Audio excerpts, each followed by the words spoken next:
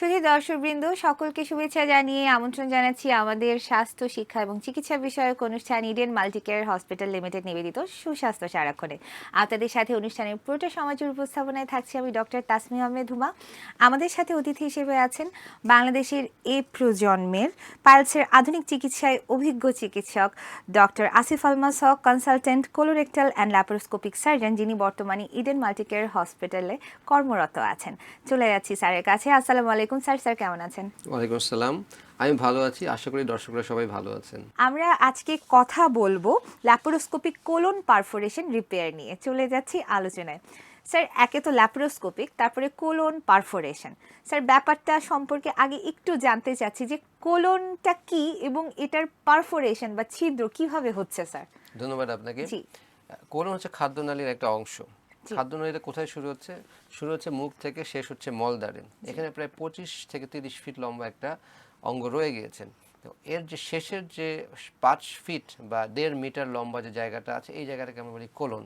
জি এই কোলনে অনেক ক্ষেত্রে পারফোরেশন হতে পারে। যেমন দেখা যায় যে অনেক সময় কোলোনোস্কোপি করা হয়।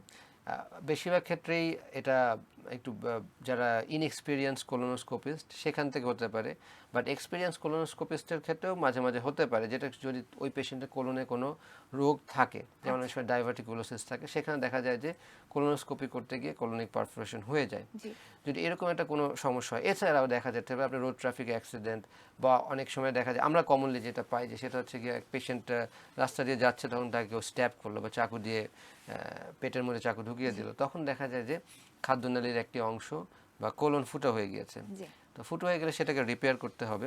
জি আমরা বেশিরভাগ ক্ষেত্রে যেটা করি এখন, আগের দিনে যেটা করতাম, আগের দিনে আমরা পেট পুরোপুরি কাটতাম, কেটে তারপরে রিপেয়ার করে আসতাম, এবং অন্যান্য তার সাইড এফেক্ট বা অন্যান্য সমস্যা তো রয়ে গিয়েছে। এখন আমরা যেটা করি যে এই ধরনের পেশেন্টের আর পেট কাটি না, আমরা কোলোনোস্কোপ বা পেট ফুটো করে আমরা ঢুকে যাই পেটের ভিতরে, নির্ণয় করি যে কোন জায়গায় সমস্যাটা আছে। তো আমরা ওই জিনিসটাকে রিপেয়ার করে দিই, রিপেয়ার করে, এবং পেটে যদি ধরেন খাদ্যনালীর যে কন্টেন্ট যেটা আছে, মল বা অন্য খাবার দাবার যদি পেটে বের হয়ে আসে, সেগুলিকে ওয়াশ দিয়ে ফেলি। সেটাও কিন্তু ল্যাপ্রোস্কোপির মাধ্যমেই করা যায়, এবং করে আমরা চলে আসি। এবং দেখা যায় যে যেখানে একটা পেশেন্টের হয়তো 15-20 দিন হাসপাতালে থাকা লাগতো, পরবর্তী ইনফেকশন, ব্যথা, অন্যান্য সমস্যা যেখানে থাকতো, এরকম একটা ভয়াবহ সমস্যার পরেও সেই পেশেন্ট দেখা যায় 7 দিনের মধ্যে বাসায় চলে যাচ্ছেন। আচ্ছা তো সেটা কিন্তু একটা বিশাল জি সুবিধা পেশেন্টের। জি এবং যারা বিশেষ করে যারা কোলোনোস্কোপি করেন, তারা যদি এই ধরনের একটা সুবিধা তাদের কাছে থাকে, তাহলে কিন্তু অনেক লাভবান হন তারা। আচ্ছা স্যার, এই যে পারফোরেশন হচ্ছে বা ছিদ্র হয়ে যাচ্ছে, এটা যেটা অ্যাক্সিডেন্টাল ইনজুরিগুলো যেটা আমরা শুনলাম, সেটা বাদে যেগুলা নর্মালি হয়ে থাকে শরীরের ভেতরে, আমরা যেটা টের পাই পরবর্তীতে সাইন সিমটম দেখা দিলে, ওই কারণগুলো স্যার একটু জানতে চাইবো যে কিভাবে হয়, কখন হয় এবং আমরা কিভাবে জানতে পারি যে আমাদের পারফোরেশন হয়ে গেছে? আচ্ছা, কমন পারফোরেশন যেটা বাংলাদেশে আগে হতো সেটা হচ্ছে গ্যাস্ট্রিক পারফোরেশন, বা অনেকে যেটা আমরা বলি ডিউডেনাল পারফোরেশন জি যেটা বলি। এটা মেইনলি হতো যাদের গ্যাস্ট্রিকের সমস্যা আছে বা পেপটিক আলসার ডিজিজ আছে। জি সেখানে প্রথমে একটা আলসার থাকতো, মানুষ আগের দিনে মানুষের চিকিৎসা কম নিত বা ঔষধও ভালো ছিল না। জি তো আলসারটা আস্তে আস্তে বড় হতে হতে খাদ্যনালী ফুটো হয়ে যেত। আচ্ছা এটা ছিল কমনেস্ট। এরপরে স্মল ইন্টেস্টাইনে পারফোরেশন হয়, বিশেষ করে টাইফয়েড যাদের হয়। জি আপনি যদি টাইফয়েড রোগের চিকিৎসা যদি না করেন, সেখান থেকে হতে পারে পারফোরেশন, আচ্ছা এবং সেগুলি কমন খুব। কোলনের পারফোরেশন সাধারণত এই ধরনের ছোটোখাটো রোগে হয় না। কোলনের পারফোরেশন একটু বড় ধরনের রোগগুলি হয়, যেমন ধরেন ক্যান্সার। আচ্ছা ক্যান্সারে হতে পারে, কিছু কিছু ক্ষেত্রে আলসারেটিভ কোলাইটিসও আমরা দেখেছি যে কোলনিক পারফোরেশন হয়। জি তো এইসব পারফোরেশনগুলো কিন্তু একটু খারাপ। জি মানে গ্যাস্ট্রিক পারফোরেশন বা ইভেন স্মল ইন্টেস্টাইনের যে পারফোরেশন আছে, সেগুলি মোটামুটি খুব ভয়াবহ আকার ধারণ করে না। আচ্ছা বাট কোলনের পারফোরেশনগুলি যেহেতু যে রোগের জন্য হয়েছে, সেই রোগগুলি ভয়াবহ। সো এই রোগগুলি থেকে যখন পারফোরেশন, যেমন ক্যান্সারের পারফোরেশন কিন্তু খুবই ভয়াবহ। ক্যান্সার পেশেন্টের পারফোরেশন মানে এই পেশেন্টকে কিন্তু আর পুরোপুরি কিওর কিন্তু কখনো করা যায় না, মানে এটা খুবই আচ্ছা অ্যাডভান্স ডিজিজ হয়ে যায়, এবং সারা পেটের ক্যান্সার ছড়িয়ে পড়ে। তো পরে দেখা যায় যে খুব অপারেশন করেও খুব একটা লাভবান পেশেন্ট হন না। আচ্ছা বাট গ্যাস্ট্রিক পারফোরেশন বা ডিউডেনাল পারফোরেশন অথবা স্মল ইন্টেস্টাইনাল পারফোরেশনের পেশেন্টের আসলে কি সমস্যা নিয়ে আসে? পেশেন্টের দেখা যায় পেট ফুলে যায়, প্রচণ্ড পেটে ব্যথা করে। জি আপনি পেশেন্ট দেখে যাবেন, পেশেন্টের পেটে হাতই দিতে পারবেন না, আপনি হাত আচ্ছা দিয়ে পেশেন্টের হাত ধরে ফেলবে, জি স্যার ডাক্তার আপনি হাত দিন না, পেটে জি ফুলে যাবে, পেট ব্যথা করবে। পেশেন্ট দেখা যাবে যে প্রতি মুহূর্তে মুহূর্তে পেশেন্টের শরীর খারাপ হয়ে দিকে চলে যাচ্ছে। জি হ্যাঁ, এবং বেশিরভাগ ক্ষেত্রে পেশেন্টকে কখনোই পেশেন্টের লোকজনেরা কখনো বাসায় চিকিৎসা করেন না। এই ধরনের সমস্যা হলে সবসময় সবাই ভয় পেয়ে হাসপাতালে নিয়ে আসেন। আচ্ছা স্যার, আমরা আবারও আলোচনায় ফিরে আসবো, একটা বিরতির সময় হয়ে গেছে, একটা বিরতি নিয়ে নিচ্ছি। শুধু দর্শকবৃন্দ, নিয়ে নিচ্ছি একটা ছোট্ট বিরতি। বিরতির পর আমরা আবার ফিরে আসবো সুস্বাস্থ্য সারাক্ষণে। ততক্ষণ আমাদের সাথে থাকুন, চোখ রাখুন অনুষ্ঠানে। বিরতিতে সঙ্গে থাকার জন্য ধন্যবাদ। বিরতির পর ফিরে এলাম। আমরা কথা বলছিলাম ল্যাপারোস্কোপিক কোলন পারফোরেশন রিপেয়ার নিয়ে। আমরা ব্যাপারটা নিয়ে এখন একটু আলোচনায় যাব স্যার। কথা বলছিলাম কারণগুলো নিয়ে। তো স্যার, এই যে কারণগুলো বলছিলেন, এর সাথে আসলে সাইন সিমটমগুলো কি হয় পেশেন্টের, যেটা পেশেন্ট ফিল করে আর্লি স্টেজে? কারণ আপনি তো বললেন যে স্যার ক্যান্সারের কারণে যদি পারফোরেশন হয়ে যায় তারপরে আর চিকিৎসা আলটিমেটলি নাই ওরকম। তো আর্লি স্টেজে কি ধরনের সাইন সিমটম পাওয়া যায় যেটা দেখার সাথে সাথে পেশেন্টের আসলে ডাক্তারের কাছে তখনই যাওয়া উচিত? ধন্যবাদ আপনাকে।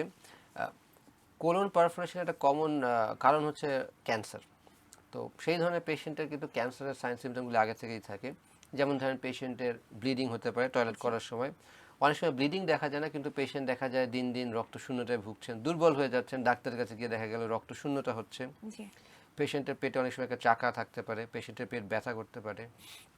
অনেক ক্ষেত্রে দেখা যায় যে পেশেন্টের টয়লেটের যে হ্যাবিটটা, আমরা যেটা ডাক্তারি ভাষায় বলি যেটা হচ্ছে অল্টারেশন অফ বাউল হ্যাবিট। এর মানে হচ্ছে পেশেন্ট দেখা যায় যে সারা জীবন হয়তো দিনে একবার বা দুইবার টয়লেট করতে এবং টয়লেট ক্লিয়ার হয়ে যেত, বাট কিছুদিন ধরে দেখা যাচ্ছে যে এই একবার দুইবারে যে একটা চেঞ্জ চলে আসছে, হয়তো তার কনস্টিপেশন হচ্ছে, ডায়রিয়া হচ্ছে বা অন্য কোনো সমস্যা হচ্ছে। হয়তো দেখা যাচ্ছে এখন বারে বারে যাওয়া লাগছে, অথবা দেখা যাচ্ছে এখন কম যাওয়া লাগছে। সাডেন একটা চেঞ্জ, এই যে চেঞ্জ যেটা আসছে এটাকে আমরা বলি অল্টারেশন অফ বাউল হ্যাবিট। এটাই কিন্তু কোলন ক্যান্সার বা রেকটাল ক্যান্সারের একটা সাইন বা সিমটম হতে পারে। আচ্ছা। তো এই ধরনের ফিচার্সগুলি পেশেন্টের আগে থেকেই থাকে। জি। হঠাৎ করে দেখা যায় যে পেশেন্টের পেটে প্রচণ্ড ব্যথা শুরু হলো হঠাৎ একদিন, আচ্ছা। পেট ফুলে উঠলো, পেশেন্টের পেটে হাতই দেওয়া যায় না, পেশেন্ট নড়াচড়াও করতে পারছে না, পেশেন্টের শারীরিকভাবে প্রতি মুহূর্তেই খারাপ হয়ে যাচ্ছে, খাওয়া দাওয়া করতে পারছে না, টয়লেট করতে পারছে না, বমি করছে। জি। ঠিক আছে, এই ধরনের যখন সমস্যা শুরু হয় তখনই বোঝা যায় যে একটা ক্যান্সার থেকে তার কিন্তু দেখা যাচ্ছে মনে হচ্ছে পারফোরেশন হয়ে গিয়েছে। ধন্যবাদ স্যার। স্যার, একটু পার্শ্ববর্তী একটা প্রশ্ন করব, যে অনেকের ধারণা থাকে যে কোলন ক্যান্সার একবার হলে সেটা থেকে কিওর হওয়া সম্ভব না, এটা খুব তাড়াতাড়ি বাড়তে থাকে। আসলে স্যার, এটা কি ব্যাপারটা এরকম যে এটার আর কিওর করা সম্ভব না? ধন্যবাদ আপনাকে। জি। তাড়াতাড়ি বাড়তে থাকে এটা ঠিক, জি। কারণ ক্যান্সার কিন্তু র্যাপিডলি গ্রোয়িং। তার দেখবেন যে ডেফিনিশনই লেখা আছে যে কোনো ক্যান্সার কিন্তু খুব তাড়াতাড়ি বড় হয়, জি। খুব তাড়াতাড়ি ছড়িয়ে যায়। জি। ডিপেন্ড করে যে ক্যান্সারটা যখন আমরা নির্ণয় করছি বা যখন অপারেশন করছি তখন ক্যান্সারটা আসলে কোন স্টেজে আছে। আচ্ছা। আমরা বলি স্টেজ 1, 2, 3, 4। 1 আর 2 মানে হচ্ছে গিয়ে ক্যান্সারটা খাদ্যনালীর ভিতরেই আছে। জি। 3 মানে ক্যান্সারটা খাদ্যনালী থেকে বের হয়ে আশেপাশের অর্গানে চলে এসেছে। আচ্ছা। 4 মানে দূরবর্তী অর্গানেও চলে গিয়েছে। আচ্ছা। না, 3 and 4 কিন্তু খারাপ। আচ্ছা। 1 আর 2 তে আমরা যে অপারেশন করছি আমাদের পেশেন্ট কিন্তু বেশিরভাগই ক্যান্সার কিওর হয়ে যাচ্ছে। আচ্ছা। বেশিরভাগ ক্ষেত্রে 1 এবং 2 এর ক্ষেত্রে পেশেন্ট ভালো হয়ে যাচ্ছে। জি। 3 তে গিয়ে দেখা যাচ্ছে একটা সমস্যা হয়ে যাচ্ছে যে আশেপাশে যে ছড়িয়েছে ওটাকে আমরা কতটা ক্লিয়ার করতে পারছি। জি। 3 তে একটা দেখা যায় যে একটা চান্স থাকে যে ক্যান্সার কিন্তু আবার ফেরত আসে, জি। এবং বেশিরভাগ ক্ষেত্রেই ফেরত চলে আসে, দেখা যায় 5 বছর বা 4 বছর বা একটা সময়ের মধ্যে কিন্তু চলে আসে। আর 4 যেটা বলছি সেই পেশেন্টকে আসলে কখনোই কিওর করা যায় না। সেই পেশেন্টের অপারেশনগুলিকে আমরা বলি প্যালিয়েটিভ অপারেশন। প্যালিয়েটিভ মানে হচ্ছে কি এই পেশেন্টকে আমরা কিন্তু কিওর করতে পারছি না বা ক্যান্সারকে পুরোপুরি নির্মূল করতে পারছি না। আমাদের এখন যাই করছি সেটা হচ্ছে পেশেন্টকে লাইফ এক্সপেক্টেন্সিটা একটু বাড়ানো। যে আমি যদি অপারেশন না করতাম এই পেশেন্ট হয়তো 2 মাস 3 মাস পরেই মারা যাবে। অপারেশন করে হয়তো দেখা গেল যে খুব ভালো যদি অপারেশন হয় হয়তো 1 বছর বা 1.5 বছর বা কারো কারো ক্ষেত্রে 2 বছর পর্যন্ত পেশেন্টকে আমরা ভালো রাখতে পারি। বাট এই ক্যান্সার কিছুদিন পরে অবশ্যই ফেরত চলে আসে আবার। আচ্ছা স্যার, এই যে ল্যাপারোস্কোপিক্যালি যে অপারেশনটা হচ্ছে বা রিপেয়ার করতে যাচ্ছেন, যখন আসলে বললেন তো ক্যান্সার যখন অ্যাডভান্স স্টেজে চলে যায় তখনই পারফোরেশনটা তৈরি হয়। এখন যখন ল্যাপারোস্কোপিক্যালি স্যার অপারেশন করতে যান তখন যদি স্যার কোথাও ছড়িয়ে যায়, সেটাও কি দেখা সম্ভব বা তখন অপারেশন করে ফেলা সম্ভব?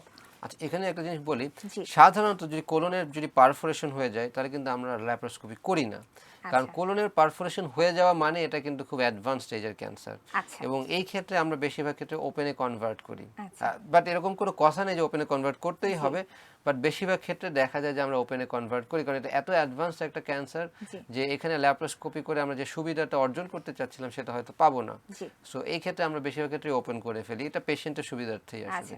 ধন্যবাদ স্যার এত সুন্দর আলোচনা উপহার দেওয়ার জন্য। অনুষ্ঠানের শেষ পর্যায়ে চলে এসেছি, বিদায় নিয়ে নিতে হচ্ছে। সত্যি দর্শকবিন্দু, আশা করছি আমাদের অনুষ্ঠান আপনাদের ভালো লেগেছে। আগামী অনুষ্ঠান দেখার আমন্ত্রণ জানিয়ে আজকের মতো এই পর্যন্তই। ভালো থাকুন, সুস্থ থাকুন, আল্লাহ হাফেজ।